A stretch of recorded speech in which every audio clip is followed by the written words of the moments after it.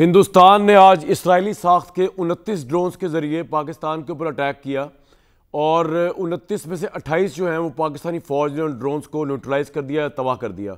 उनमें से एक जो था अलबत्ता वो पाकिस्तान के 4 फ़ौजी जवान जो हैं उनको ज़ख्मी कर गया, जबकि कुछ और लोग भी ज़ख्मी हुए।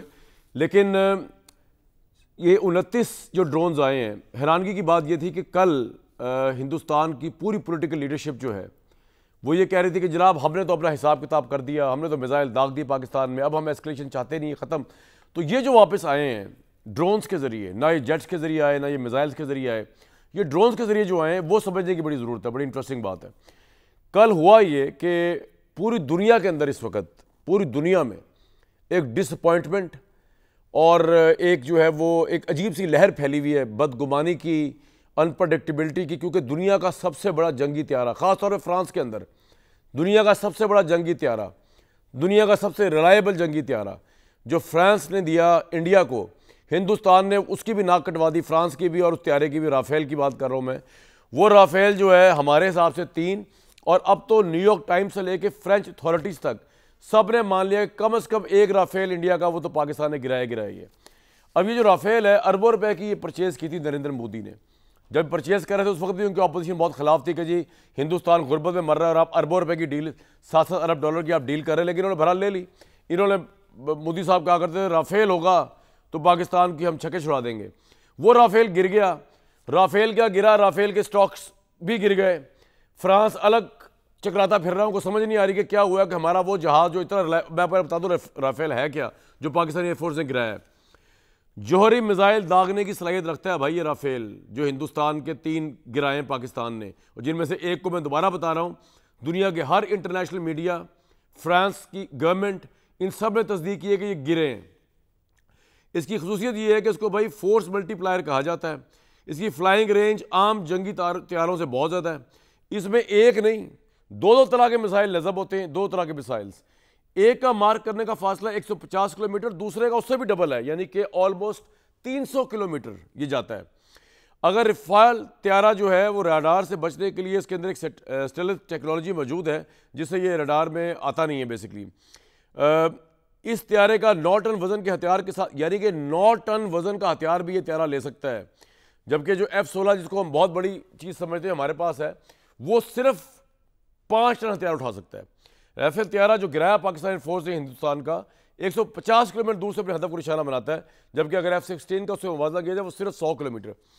तो भाई ये राफेल जब गिरे कल, तो ऑब्वियसली मोदी हुकूमत जो है उसका मोराल भी गिरा, हिंदुस्तानी फ़ौज का मोराल भी गिरा। अब इन्होंने सोचा कि जनाब ये मोराल तो गिर गया, अब हिंदुस्तानी मीडिया और हिंदुस्तानी अवाम जो है वो भी यही बात कर रहे हैं, वो बात खुल के तो नहीं कर रहे लेकिन मायूस हैं कि हमारा राफेल गिर गया। फ्रांस वाले अलग मायूस हैं कि हमारा राफेल किस तरह गिर गया।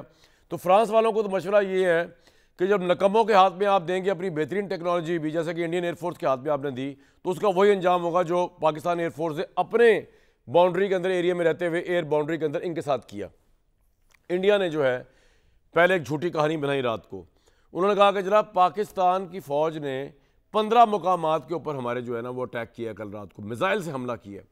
मीडिया में फ्लैश की उन्होंने स्टोरीज, और उसके बाद उन्होंने कहा उसके रिएक्शन में, जिस तरह पहलगाम का रिएक्शन था राफेल, जो राफेल गिर के तबाह हुए, अब जो 15 उन्होंने मुकामात बताए जो कि झूठ था कि जी आधी रात को पाकिस्तानी फ़ौज ने हमला किया है मिसाइल से, हमने सारे नाकाम बना दिए, और हम उसके रिएक्शन में अब ये हमने 29 ड्रोन्स भेजे हैं जिनका हाल भी बहुत बुरा और भयानक हुआ।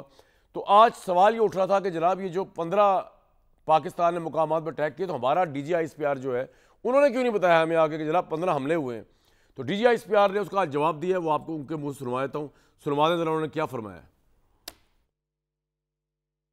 15 जगहों पे पाकिस्तान ने अटैक किया और हमने देखें ले लिया। अब ये जो उसकी वो सबूत दिखा रहे हैं, ये प्रोजेक्टाइल्स जो पाकिस्तान ने भेजे, मिसाइल्स भेजे, और वो इस फील्ड्स में आके देखें यहाँ लगे हैं, ये ड्राई फील्ड्स हैं गंदम की, सट्टे की। कम से कम इसको आग ही लगा देते थोड़ी सी रियलिटी देने के लिए, कि वो उठा के वहाँ पीसेस रख दिए और फिर उसकी तस्वीरें लेके और फिल्में बना के नशर कर रहे हैं। इसलिए हम ये सवाल करते हैं कि रियल वर्ल्ड में, सिनेमा से, थिएटर से निकल के एक्चुअल वर्ल्ड में कब आएंगे। और अगर आपका इतना ही शानदार ये एयर डिफेंस सिस्टम है कि 15 जगह से अटैक हो रहा है जिसका कोई सिग्नेचर नहीं है और एक ड्रामा शुरू हुआ है, तो अगर इतना ही शानदार आपका सिस्टम है तो ये 2 दिन पुरानी बात है, 6-7 की रात आप अपने टाइम और प्लेस ऑफ चूजिंग पे आए थे ना। आपने अपना पूरा एयर डिफेंस लगाया हुआ था ना। आपको पता था कि जब आप हमला करेंगे तो जवाब आएगा। तो ये 5 आपके जहाज कैसे गिर गए? फिर नहीं गिरने चाहिए थे। आपके मुल्क में तो जो चीज आती है आप तो उसको न्यूट्रलाइज कर लेते हैं। रात को आपने 15 जगह पे न्यूट्रलाइज कर लिया, तो उस वक्त तो आपको पता था कि इस टाइम पे हमने जाना है, सारी चीजें ऑन थी, एवरीथिंग वाज लिट अप, तो रोक लेते उस वक्त भी। सो इसलिए ये ड्रामा कम करने, इससे जो मकासद हासिल करने हैं अपनी डोमेस्टिक कंजम्पशन के लिए, पता नहीं किस पर्पस के लिए कर रहे हैं, उसको बराए मेहरबानी उससे इज्तनाब करें। ये जो वॉर हिस्टेरिया क्रिएट करने की कोशिश कर रहे हैं, इससे थोड़ा सा ख्याल रखें, इससे इज्तनाब करें। और ये मैं आपको यकीन दिलाता हूं, ये उनको भी अच्छी तरह पता है कि जब पाकिस्तान अपनी टाइम, प्लेस और अपने मीन से चूजिंग के साथ जब हमला करेगा, तो हमें और आपको इंडिया के मीडिया की जरूरत नहीं उसे बताने की। The whole world will come to know, its reverberations will be felt everywhere. तो जनाब, जब पाकिस्तान हमला करेगा, और इस वक्त बहुत बड़ा सवाल ये है कि बहुत पाकिस्तान की उम्मीदें और एक्सपेक्टेशन इस वक्त ये है कि पाकिस्तान हैज़ टू रिटेलिएट, क्योंकि ऑब्वियसली जो जिम्मेदारी नरेंद्र मोदी ने वॉर हिस्टेरिया क्रिएट करके अपने ऊपर डाल दी थी कि जब इंडिया हैज़ टू रिटेलिएट, वो जो झूठा पहलगाम का वाकया पाकिस्तान में डाला, अब बेसिकली ऑब्वियसली पाकिस्तान से एक्सपेक्टेशंस हो चुकी हैं कि हिंदुस्तान जो बेगुनाह लोगों को मार रहा है, बेगुनाह लोगों को शहीद कर रहा है, मस्जिदों को, मजहबी मुकामात को, मजहबी टेक्स्ट को निशाना बना रहा है, बच्चों को नहीं छोड़ा। कल 6 से 7 बच्चे जो हैं शहीद हुए हैं। यानी कि हिंदुस्तान की फौज और पहलगाम में जो इंडिया के टूरिस्ट को, बेगुनाह टूरिस्ट को जिन टेररिस्टों ने मारा, उनमें क्या फ़र्क है? दोनों दहशतगर्द हैं।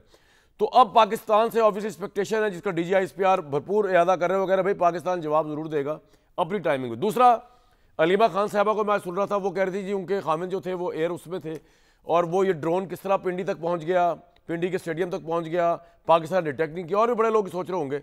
उसका बड़ा मुदल्लल जवाब जो आज पाकिस्तान की फ़ौज की तरफ से आया है, और वो DGISPR ने बताया कि किस तरह जो है ये ड्रोन जो है उसको मॉनिटर किया जाता है और किस तरह हमने ड्रोन्स को उड़ाया। सुनवा दें जी। जो भी चीज पाकिस्तान की तरफ आती है उसमें हमारी बराबर नजर होती है। ये अब आप देखें, ये वो वन ऑफ दैट ड्रोन है। अब ये वो ड्रोन हैं जो कि, और ये देखें ये आ रहा है and it is being watched, ये नजर आ रहा है, ये जा रहा है कि ये जो ड्रोन्स हैं ये बड़े छोटे क्रॉस सेक्शन के हैं। वो RCS रडार क्रॉस सेक्शन का बड़ा थोड़ा है। जिस तरह ये राफेल जो सा है, ये 4.5 जनरेशन बड़ा सोफिस्टिकेटेड एयरक्राफ्ट है, तो ये स्मॉल जो स्लोअर मूविंग ड्रोन्स में ये बहुत छोटे हैं एंड इज एज्यूम्ड के ये पिक नहीं होंगे। ये देखें आपके सामने पिक हो रहे, उनको हम पिक करते हैं, नजर आ रहे थे, देखे गए, कोई ऐसी परेशानी की बात नहीं है। अब जब वो आए तो उनको कैसे एंगेज करना है उसका एक तरीका है। एक स्लोअर मूविंग टारगेट को जो कि खास स्पीड में और specially which is in the urban areas वहां पे है, फिर आपकी कमर्शियल फ्लाइंग हो रही है, जहाज जा रहे हैं, कौन सा वेपन चॉइस करनी है, कब करनी है, उसको किस तरह किल करना है, there are methods to it, there is an operational methodology to that, there is a reasoning to that. उसका एंड रिजल्ट ये है कि 29 so far drones have been neutralised, only one manage to partially engage its target जिसके लिए आया था ये, और उसमें थोड़ा सा इक्विपमेंट डैमेज हुआ है और 4 हमारे फौजी जो भाई हैं वो उसमें जख्मी है।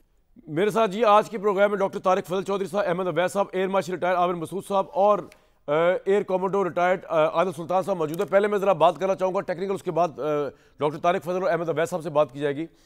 आदिल सुल्तान साहब, ड्रोन्स के मुतालिक पाकिस्तानी पब्लिक को बताइए कि हमारा जो नेशनल डिफेंस सिस्टम है वो किस तरह इंटैक्ट है एयरफोर्स का, कि सवाल ये उठाया गया, अगरचे DGISPR ने बड़ा मुदल्लल जवाब दे दिया कि उनको देखना पड़ता है कि आबादी के अंदर अगर आ रहा है ड्रोन तो वहाँ पे उसको न्यूट्रलाइज नहीं करना, वहाँ नहीं गिराना। लेकिन ये बताइए कि ड्रोन टेक्नोलॉजी इंडिया की जो है वो क्या है, और हमारी ड्रोन टेक्नोलॉजी उसके मुकाबले पे क्या है, और कब चल जाता हमारा रडार, कब तक इसको कब पिक करता है इसको, ड्रोन को? इसका बेहतर जवाब तो आपके साथ एयर मार्शल आमिर मसूद, चूंकि वो हेड करते रहे कुछ। ठीक है, चलो मैं उनसे पूछ लेता हूँ। Sir same question air marshal साहब आपसे है, सेम क्वेश्चन आमिर मसूद साहब जी। शायद शुक्रिया बहुत बहुत कामरान, जो आपने सवाल पूछा उसका मैं ये जवाब दूंगा कि जो टेक्नोलॉजी ड्रोन की है इंडिया के पास, वो काफ़ी अच्छी टेक्नोलॉजी है जो उन्होंने इजराइल से ली हुई है, और उसमें हेरोन और हार्पी ड्रोन्स जो हैं वो शामिल हैं।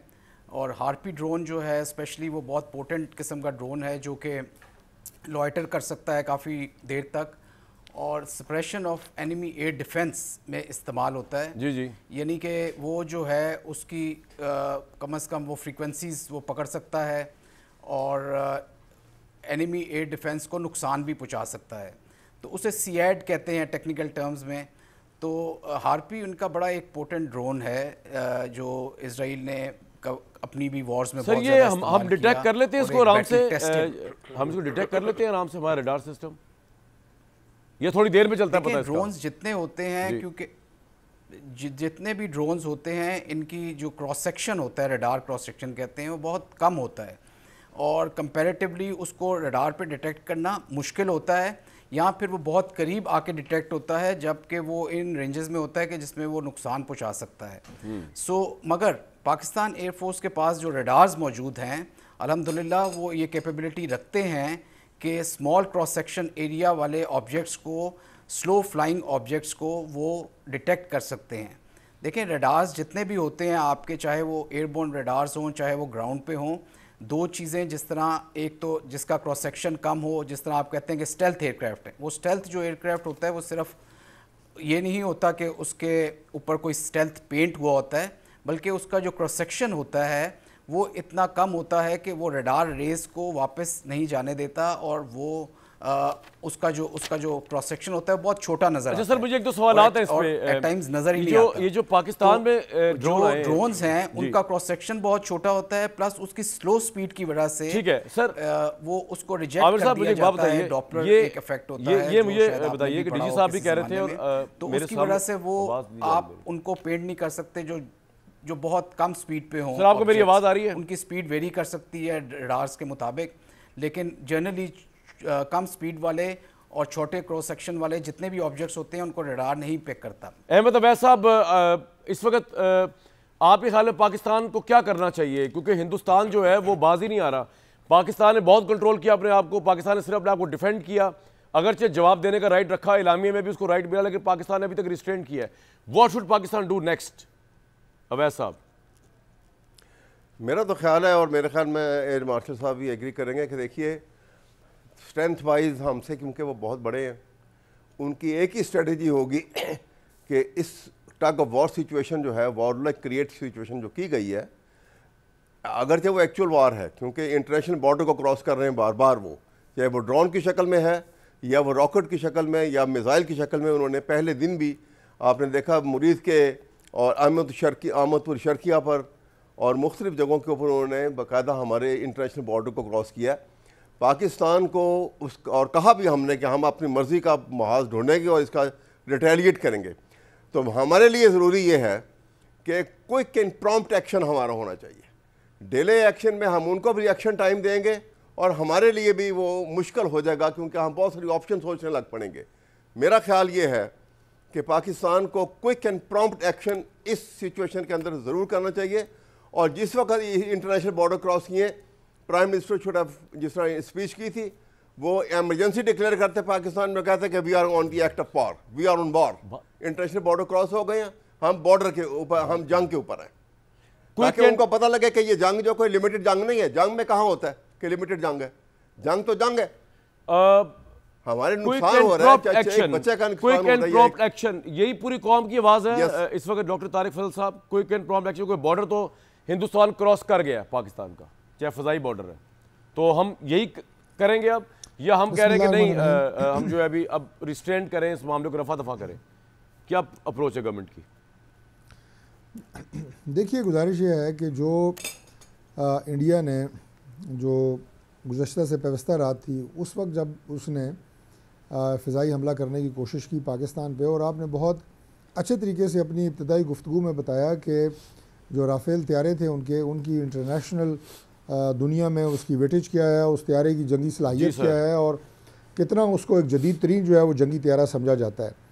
और जब 5 त्यारे वो उनके गिरे, और बिल्कुल आपने सही कहा कि इंटरनेशनल मीडिया भी इसकी तस्दीक कर रहा है, तो वो पाकिस्तान की इस मरले पे एक वाज़ेह बरतरी थी। और आप ये कहें कि वो जो पहला कमबैक था वॉर का, उसमें पाकिस्तान ने एक जीत पाकिस्तान को मिली, पाकिस्तान को फ़तह मिली, पाकिस्तान की आवाम उससे उनका मुराल बुलंद हुआ, और इंडिया को उसमें खफत उठानी पड़ी और शर्मिंदगी उठानी पड़ी। बाकी जो सिविलियन कैजुअल्टीज़ हुई हैं इस वक्त मैं आपको बता सर, मैं तारिक भाई वक्त की बड़ी किल्लत में चाहता हूँ, जरा फास्ट पेस में आप आगे चलें ताकि जवाब जरा फास्ट पेस में मिले। वक्त ज़ाया किए बगैर मुझे आपकी जरा एनर्जी चाहिए। आज आप एक ऐसे गवर्नमेंट के मिनिस्टर हैं जो हम वॉर के अंदर हैं, ये सुकून वाला माहौल नहीं है इस वक्त।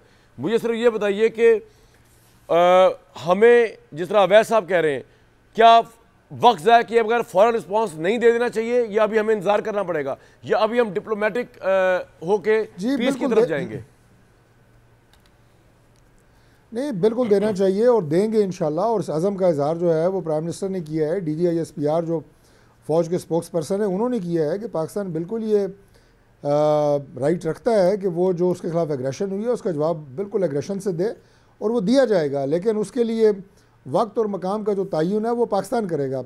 इसमें दो बातें बड़ी इंपॉर्टेंट हैं। पहली बात तो ये है कि आपने जैसे भी मकबूजा कश्मीर की बात की है, इंडिया के लिए बड़ा आसान है कि वहाँ से वो गोलाबारी जो है वो मकबूजा कश्मीर की अगर मैं बात करूँ तो वहाँ पे भी हमारे लिए जो मुश्किल है वो ये है कि वहाँ पे भी मुसलमान आबादी है, और हम मुसलमान ना भी हों तो हम सिविलियन कैजुअलिटीज़ के खिलाफ हैं। हाँ, लेकिन वहाँ 7 लाख हिंदुस्तान की फौज भी है सर, के जरिए लड़ना चाहते हैं।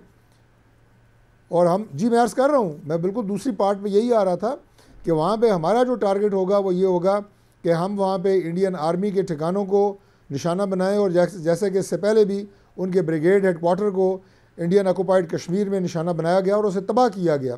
तो हम उस स्ट्रेटजी के साथ चल रहे हैं, और इंशाल्लाह ताला आज जो पाकिस्तान नवाज जो है शरीफ साहब की मुलाकात हुई है शहबाज शरीफ साहब के साथ, और जो आप लोगों की मीटिंग हुई है, तो नवाज शरीफ साहब का क्या पर्सपेक्टिव था इंडिया को लेकर? उनकी तरफ से कुछ सुना नहीं गया। उनकी तरफ से एक ही खबर आई थी एक हफ्ता पहले कि वो शहबाज शरीफ साहब कह रहे थे कि जनाब अग्रेशन को छोड़ें, जारियत को छोड़ें और डिप्लोमेटिक चैनल्स अपनाएं। ये इंडिया में बहुत इस खबर को छाला। आज नवाज शरीफ साहब क्या कह रहे थे शहबाज साहब को?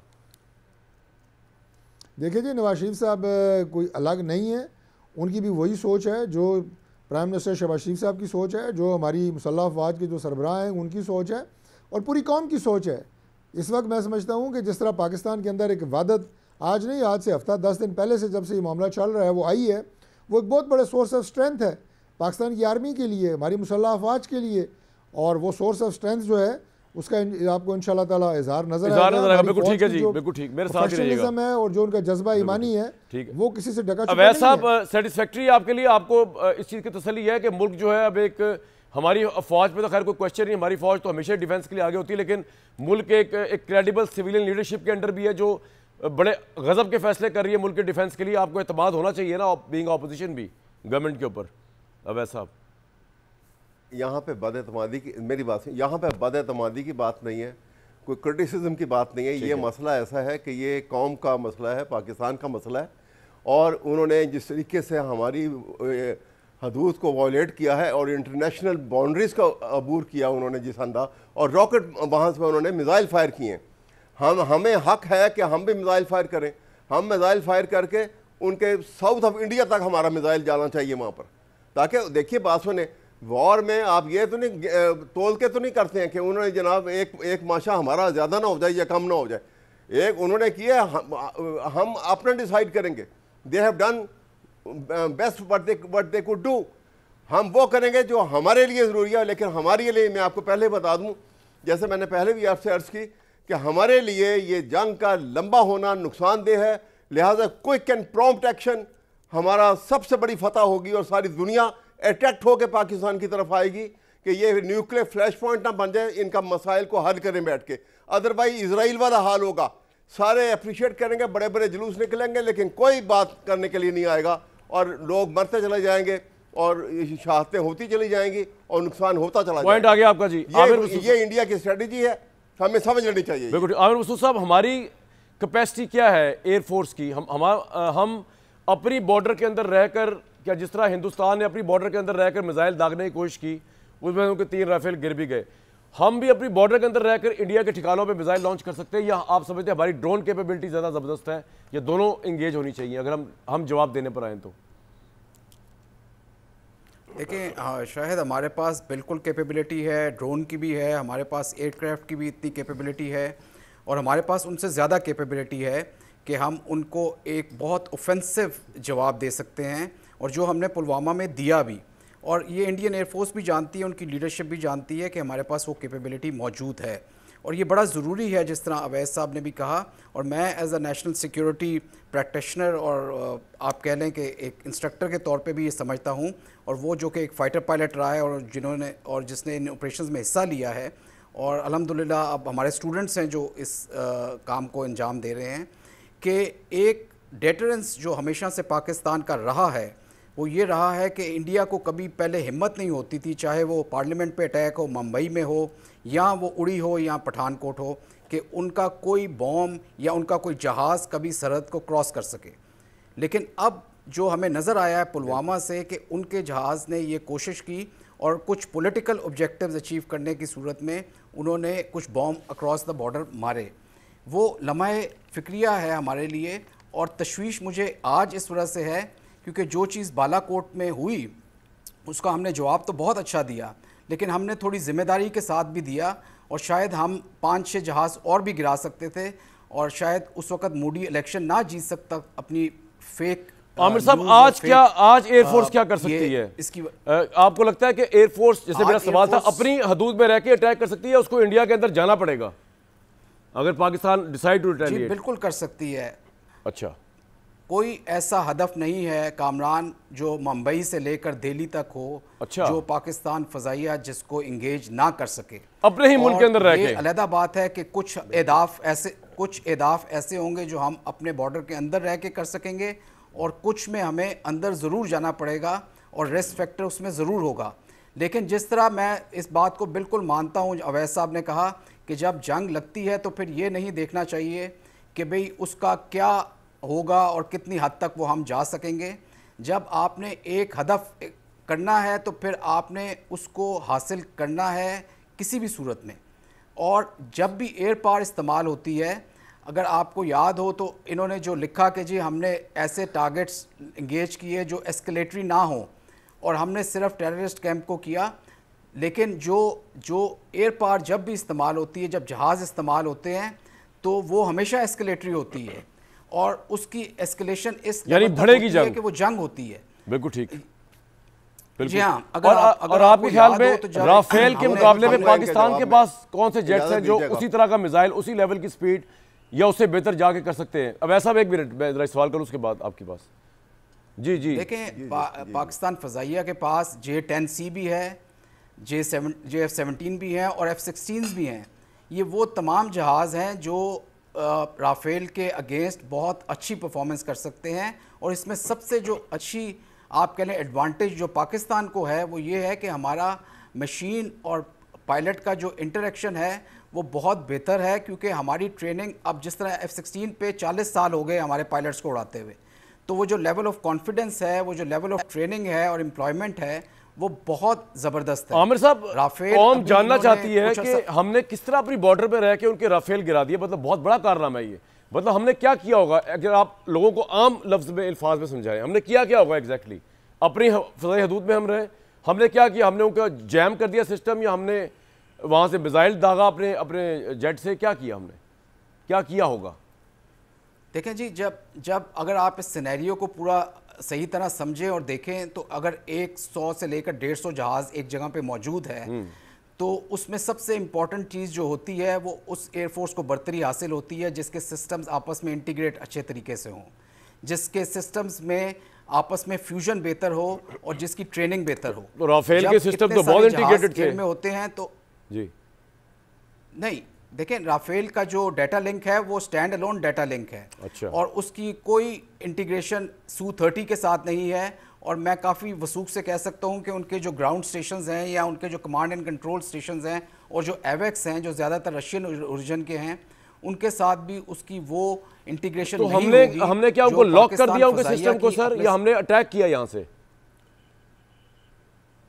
जी देखें, इसमें तमाम एलिमेंट्स इस्तेमाल होते हैं। जब आपको ये बताया गया और आपको अंदाज़ा है कि उधर से 70-75 जहाज़ आए, ठीक है, तो उनमें जहाज़ों में सिर्फ वो जहाज़ नहीं थे जिन्होंने बॉम्ब गिराए या मिसाइल गिराए, उनके एस्कॉट्स थे जो उन्होंने प्रोटेक्शन के लिए इस्तेमाल किए, और मोस्ट प्रॉब्ली राफेल उनमें शामिल थे और Su-30 थे, प्लस उनमें एवेक्स थे उनके शामिल, प्लस उसमें इलेक्ट्रॉनिक वॉरफेयर के जहाज़ होते हैं जो शामिल होते हैं। तो ये पूरा एक पैकेज होता है जो आता है।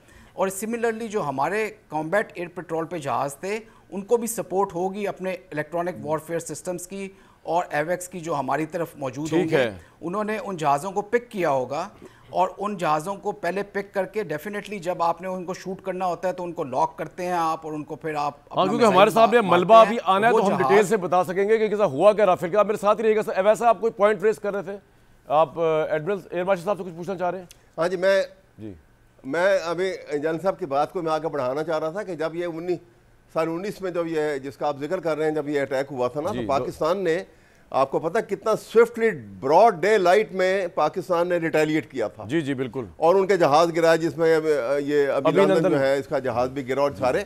और उसके ऊपर मैंने एक इंटरव्यू, एक इंडिया का जो चीफ एडिटर था, उनके बड़े जनरल जो डिफेंस जनरल्स हैं उनका, और उसका मैंने इंटरव्यू सुना था जिसमें वो बरमना कह रहा था कि after that reaction of Pakistan, जो रिटेलिएट किए पाकिस्तान ने, इंडिया में ना तो पॉलिटिकल विल है, ना मिलिट्री फौज के अंदर उनके जो वो स्ट्रेटजी है टू फाइट अगेंस्ट पाकिस्तान। ये उनके प्रिसाइजली ये लफ्ज़ थे उसके अंदर, क्योंकि आपका जो रिएक्शन था, रिटेलिएशन थी, it was so prompt, it was in the broad day light.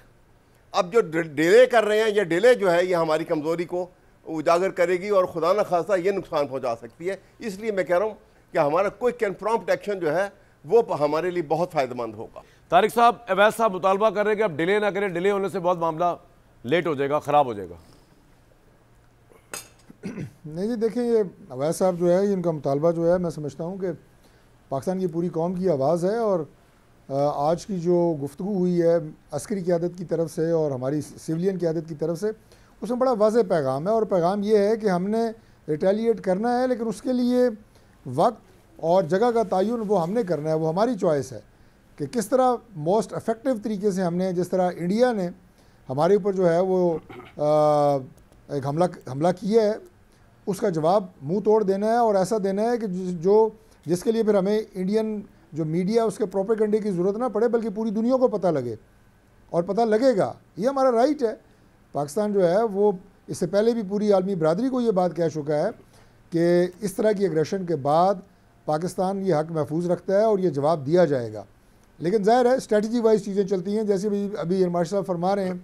आप देखें कि वो किस तरह उन्होंने आपको बड़े सिंपल अंदाज से बताया है कि ये ऐसा नहीं होता कि एक जहाज़ गया, बम गिरा के या रॉकेट मार के वापस आ गया। ये पूरा का पूरा पैकेज आ रहा होता है।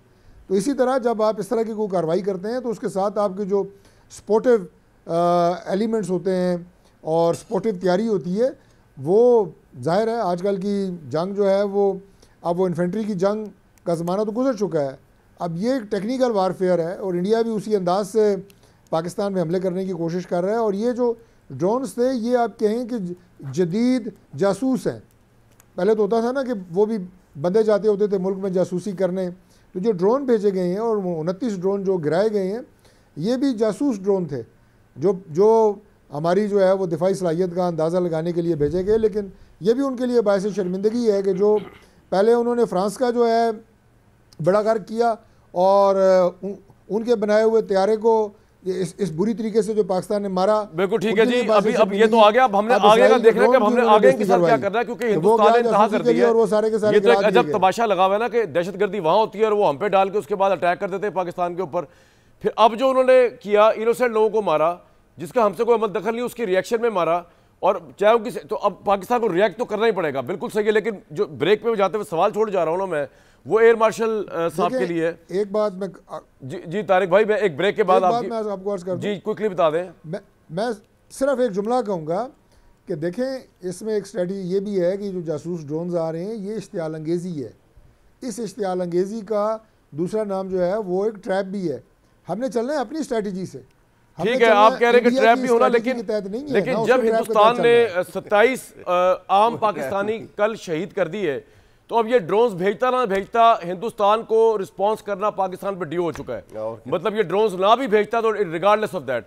लेकिन मैं सवाल आगे जो उठा रहा हूँ वो ब्रेक पे जाते हुए एडमिरल साहब के लिए, सर अगर हम अटैक करते हैं एयर थ्रू, मिसाइल हो या हमारे जेट्स हो, तो उसके बाद आपके ख्याल में being remain in such a strategic scenario in your life time, क्या रिटेलिएशन हम एक्सपेक्ट कर सकते हैं हिंदुस्तान से? क्या अभी लंदन वाले मामले की तरह ये मामला ख़त्म हो जाएगा हमारी रिटेलिएशन के बाद, या ये एक फुल स्केल वॉर की तरफ भी जा सकता है? या आपके नज़दीक, अगर आप स्ट्रेटेजिस्ट हो पाकिस्तान की एयरफोर्स की तरफ से, हम अटैक करेंगे तो हिंदुस्तान क्या कर सकता है? What would be the chances escalation in terms of escalation of war, in terms of their reaction, या मामला खत्म हो जाएगा, हिसाब बराबर हो जाएगा और हम पीस की तरफ चलेंगे? एक ब्रेक के बाद एयर मार्शल साहब से इस पर बात करते हैं जी। ब्रेक। अच्छा जी, सवाल मेरा ये था जो मैं करना चाह रहा था एयर मार्शल साहब आपसे, कि हम जब करते हैं रिटेलिएट, ख्वाह वो मिसाइल के जरिए करें, ख्वाह वो एयरक्राफ्ट के जरिए करें, क्या एक्सपेक्टेड रिएक्शन के लिए हमें तैयार रहना चाहिए हिंदुस्तान की तरफ से? देखिए जी, रिएक्शन तो आएगा और रिएक्शन आना चाहिए भी, लेकिन हमें उस रिएक्शन की बहुत ज़्यादा फिक्र नहीं करनी चाहिए। हमने जिम्मेदारी का एक तो ठेका नहीं लिया हुआ। ठीक है। है। पिछली दफ़ा हमने बहुत जिम्मेदारी दिखाई जब पुलवामा हुआ, और उसका रिएक्शन ये हुआ कि आप इस दफ़ा की जारियत देखें तो उससे 10 गुना ज़्यादा वॉल्यूम के साथ और फिरोसिटी के साथ वो आए हैं, और उन्होंने हमें नुकसान भी पहुँचाया है, हमारी कुछ कीमती जानें भी गई हैं। और ये बड़ी एक तशवीशनाक चीज़ है कि एक न्यूक्लियर स्टेट है, 25 करोड़ आवाम है, और उसको वो इस तरह से एट देयर विल वो ज़रब लगा रहे हैं। और उनकी हिम्मत कैसे हुई कि वो इस तरह के जारियत करके दिखाएं इस तरह के मुल्क के साथ, जो इतना पावरफुल मुल्क है, जिसकी मिलिट्री इतनी पावरफुल है। और बड़ी ज़रूरी चीज़ है हमारे लिए कि इस डेटरेंस को, जो हमारी हमेशा से एक स्ट्रेंथ रही है, देखें डेटरेंस जो बनती है वो बनती है आपकी कैपेबिलिटी से और आपकी विल से। और लेकिन आमिर साहब, आपको इस चीज़ का खदशा नहीं है कि हमारी रिटेलिएशन के बाद एक full fledge air war start हो सकती है या कन्वेंशनल वॉर स्टार्ट हो सकती है? ये आपको खदशा है या नहीं है कैलकुलेशन में? मैं देखें उस वो खदशा बिल्कुल है कैलकुलेशन में, लेकिन मैं अगर तमाम ऑप्शंस को वे करूं और एज एन इंडिपेंडेंट एनालिस्ट अपने एक्सपीरियंस के साथ आपको ये बताना चाहूँगा कि वो खदशा इस खदशे से बेहतर है कि हर 2 साल बाद वो आपके ऊपर चढ़ दौड़ते हैं और आपके न्यूक्लियर को ब्लफ कॉल करते हैं और आपको वो ब्लेम भी करते हैं और एक नुकसान पहुंचाने की कोशिश भी करते हैं। और आपकी एक सेल्फ इस्टीम होती है हर नेशन की, with so much of powerful military you have और न्यूक्लियर पावर, आपकी एक सेल्फ इस्टीम हर्ट हुई है, आपकी आवाम की जो इस्टीम है उसको हर्ट किया गया है। तो इन चीज़ों को मद्देनज़र रखते हुए हमें इस चीज़ की फ़िक्र नहीं करनी चाहिए कि किस एक्सटेंट तक जाएगा, उनको ज़्यादा नुकसान होगा। कामरान, ये मैं आपको बताऊं, in case of full fledge war उनको कैसे नुकसान ज़्यादा होगा सर? थोड़ा ये भी बताइए लोगों को। उनको नुकसान इस तरह से होगा, आप तमाम एक स्ट्रेटजी होती है जिसे गेम थ्योरी कहते हैं। ठीक है। वो स्ट्रेटेजिकल थिंकिंग में जितनी भी आजकल वेस्टर्न कंट्रीज हैं वो गेम थ्योरी को इस्तेमाल करती हैं। सिंपल करके जरा समझाइएगा लोगों के पॉइंट ऑफ व्यू से जी कि किस तरह नुकसान होगा। जी, वो उससे ये डिटेक्ट करती हैं एक बड़े कैलकुलेटेड तरीके से और क्वांटिटेटिव और उसका जो है एनालिसिस करती हैं, जिसमें आप डिप्लोमेसी को भी डालते हैं और तमाम एलिमेंट्स ऑफ नेशनल सिक्योरिटी को बरूए खातिर रखते हुए, इकोनॉमी को, डिप्लोमेसी को, इंफॉर्मेशन ऑपरेशंस को, आपकी रीजनल जो आपके कॉन्टेक्ट्स हैं उसको, प्लस आपके अंदर की इंटरनल सिचुएशन को, तो आपको नुकसान कैसे होगा सर, ये बता दें जल्दी से। देखा जाता है जी हिंदुस्तान को।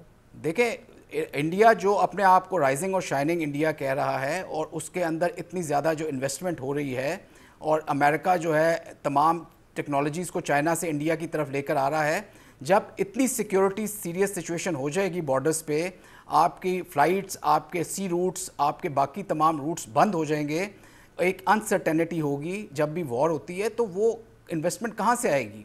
अगर आपके पास अगर 100 बिलियन की इन्वेस्टमेंट आ रही है तो उनके पास 800 बिलियन की इन्वेस्टमेंट आ रही है।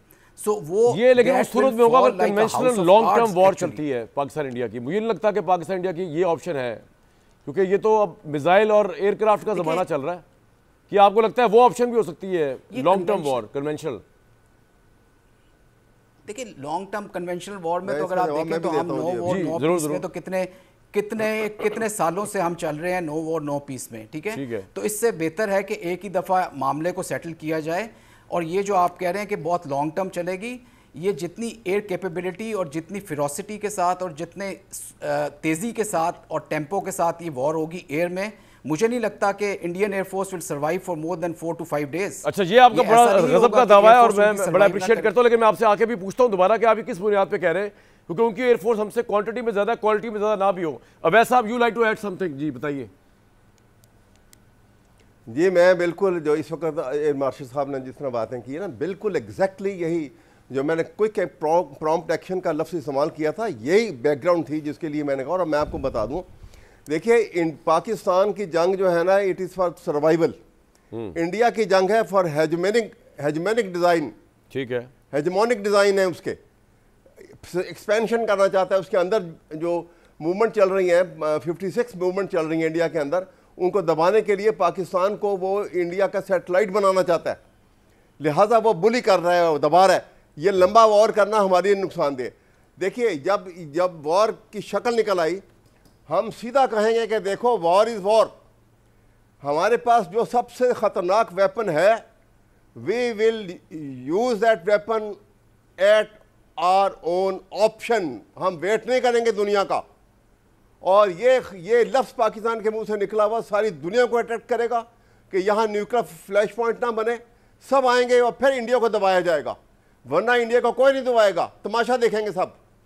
लेकिन पाकिस्तान की न्यूक्लियर टेक्नोलॉजी और पाकिस्तान की मिसाइल टेक्नोलॉजी, अभी ये बैठे हुए एयर मार्शल साहब ये बताएंगे, हमारी इंडिया से बहुत इम्प्रूव्ड है, बहुत बेहतर है, और उसका डेटरेंट इंडिया को मालूम है कि वो बहुत ज़्यादा है। लेकिन हम में करज होनी चाहिए उसको इस्तेमाल करने के लिए, नॉट दैट के we should go for that actual war, but हमें उसका बता देना चाहिए उनको कि हम हेजिटेट नहीं करेंगे इन केस अगर ऐसी सूरत हाल पैदा होती है। अच्छा ठीक है, लेकिन ये एक्ट है जहाँ से ये खत्म होगा। तारिक साहब, अवैस साहब जो बात कर रहे हैं, आपके ख्याल में हिंदुस्तान को ये सब चीज़ें पता है? Pakistan is a nuclear state obviously, तो आपके ज़हन में क्या चल रहा है कि इंडिया क्या सोचकर पंगा ले रहा है बार बार? मतलब क्या वो, मतलब उसके ज़हन में क्या है? आप पॉलिटिकल एनालिसिस क्या है आपका इस पे? वो सोच क्या रहा है, मतलब उनका मसला क्या है?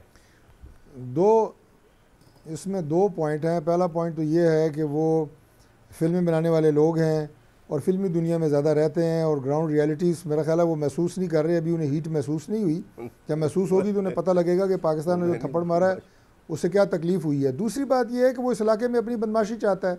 वो चाहता है कि मैं इस इलाके का सबसे बड़ा डॉन बनूँ, इस रीजन का मैं बताऊँ कि मेरे मुकाबले में कोई है नहीं, और ये पाकिस्तान ने किसी सूरत में तस्लीम नहीं करना। चाहे उसके लिए हमें जिस हद तक भी जाना पड़े हम जाएंगे, और ये अज़म है हमारी पूरी कौम का और हमारी अफवाज का। बाकी जहाँ तक मार्शल साहब ने बात की है, मैं उससे बिल्कुल इत्तफाक करता हूँ कि देखें, जब तक उनको ईंट का जवाब पत्थर से नहीं दिया जाएगा, जो हम बाकायदा ऐलान कर चुके हैं, उस वक्त तक इंडिया को मैं समझता हूँ कि वो सबक जो हमने हासिल कराना है उसे वो हासिल होगा। ये अच्छी बात है आपका, ये अज़म है जी, किसी सूरत में आपका पॉइंट आ गया। बदमस्त, ठीक है, अगर वो बदमस्त हाथी बनना चाहता है उसे हम बनने नहीं देंगे। वैसे आप कुछ कहना चाह रहे हैं, फिर मैंने जाना है मार्शल साहब के पास। आप कुछ कह रहे थे, आप बीच में कोई बात कह रहे थे आप अवैस साहब? मैं यही अर्ज़ कर रहा था कि बात यह है कि बिल्कुल जो स्ट्रैटेजी है ना, बिल्कुल जो एयर मार्शल साहब भी जो बात कर रहे हैं कि जितना हम इसको लंबा करेंगे ना, वो उसकी एडवांटेज में है, क्योंकि उसके पास बहुत सारे रिसोर्सेज हैं, बहुत सारी ताकत है, बहुत सारी डेप्थ है, बहुत बड़ा मुल्क है। हमारे पास जो लिमिटेड रिसोर्सेज हैं, लेकिन अल्लाह ने जितनी बड़ी ताकत हमें दी हुई है, जितना जज्बा हमें दे दिया हुआ है, इन दोनों का इस्तेमाल अगर हम करते हैं और प्रॉम्प्टली करते हैं, देर नहीं करनी, देर में और इश्यूज निकल आते हैं, बहुत सारे इश्यूज निकलेंगे और ये दब जाएगी आपकी बात। आपका पॉइंट आ गया एयर मार्शल साहब। एक तो कितनी जल्दी वैलिड हमारा अटैक अब अगर हो हिंदुस्तान पे रिटेलिएशन, तो वो सिग्निफिकेंट या अहमियत वाला रहेगा, इफेक्टिव रहेगा। और दूसरा आपने जो बात कही कि हमारी एयरफोर्स हिंदुस्तान से सुपीरियर है, वो जरा बताइए कैसे? पहले का सवाल देख के जवाब दे दीजिए, कितनी जल्दी आपके ख्याल में रिटेलिएट होना चाहिए पाकिस्तान की तरफ से रिटेलिएशन, तो इफेक्टिव रहेगी? नहीं, मैंने देखे ये ज़रूर कहा है कि हमारी एयरफोर्स बहुत कॉम्पिटेंट है।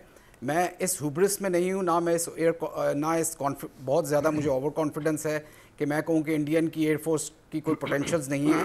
हमारी एयरफोर्स ने हिस्टोरिकली ये चीज़ प्रूव की है कि एयरफोर्स की ट्रेनिंग और एयरफोर्स की एम्प्लॉयमेंट उनसे बहुत बेहतर रही है।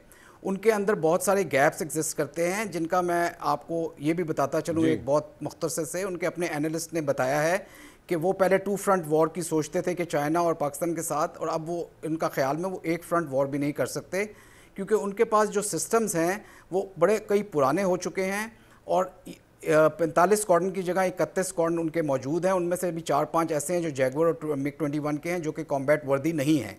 इसके अलावा इनके जो रशियन सिस्टम है Su-30 और MiG-29, उनकी सर्विसेबिलिटी और रिलायबिलिटी बहुत वीक है, जो 50% से भी कम है। तो ऑल इन ऑल अगर आप पाकिस्तान की एयरफोर्स टेक्नोलॉजी किस कंट्री की उससे है? मतलब हमारी चाइनीज टेक्नोलॉजी को अमेरिका तो काफी अर्से से हमें नहीं दे रहा, चाइनीज और फ्रेंच है हमारी भी। देखिए, हमारी जो ट्रेनिंग रही है शुरू में वो बिल्कुल वेस्टर्न रही है, और अमेरिका से हमने बहुत ट्रेनिंग हासिल की है, इसमें कोई शक नहीं। और हमारी जो बुनियादें थी और जो हमारा जो वो ऑफेंसिव माइंडसेट और जो एम्प्लॉयमेंट रही है इंडिपेंडेंट एयरफोर्स वाली, उसमें अमेरिकन की ट्रेनिंग है शामिल। नहीं, मैं कह रहा हूँ हमारा इक्विपमेंट, एयर का इक्विपमेंट या आर्म फोर्सेस का, वो ज़्यादा चाइना से आया हुआ है अब, ज़्यादा 60-70%। जी, ज़्यादा चाइना से है, लेकिन हमारे पास F-16 एक कसीर तादाद में मौजूद हैं और वो अमेरिकन हैं।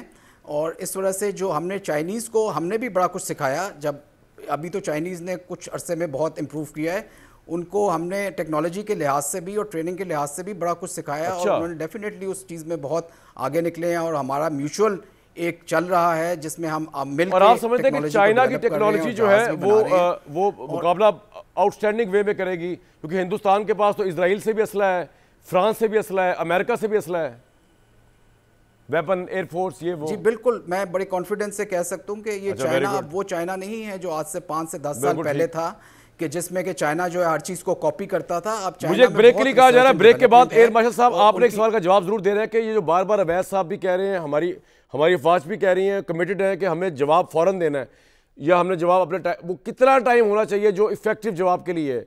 1 दिन, 2 दिन, 1 हफ्ता आपके नज़दीक? ये जरा पूछूंगा ब्रेक के बाद आके आपसे। आमिर साहब 10 सेकंड है मेरे पास, बताइए कितना दिन हमें लगने चाहिए इफेक्टिव अटैक रिटेलिएशन के लिए? कितने दिनों के आपके ख्याल में? देखें जी, दिन के तो मेरे ख्याल में जी दिन का, मकाम का, टाइम का डिसाइड करना ये हमारा सीनियर लीडरशिप का मामला है। उनको पूरी विजिबिलिटी होती है नेशनल सिक्योरिटी के जितने एलिमेंट्स ऑफ नेशनल पावर हैं, और हमें उन पर ट्रस्ट होना चाहिए। लेकिन having said that, as a military commander and as a former fighter pilot, मैं ये समझता हूँ कि हमें उनका जवाब देना ज़रूरी है, बिकॉज जब तक हम जवाब देना जरूरी है। आज ऐसा जवाब प्रेस कॉन्फ्रेंस में भी अफवाज पाकिस्तान का आज़म पूरी तरह नजर आया कि वो जवाब देंगे, अपने टाइम से देंगे, लेकिन मुझे लगता है बहुत जल्द देंगे। तो आप कॉन्फिडेंट रहें, पूरी कौम जिस तरह फौज के साथ खड़ी हुई है, सारी एक्सपेक्टेशन के साथ वाबस्ता है।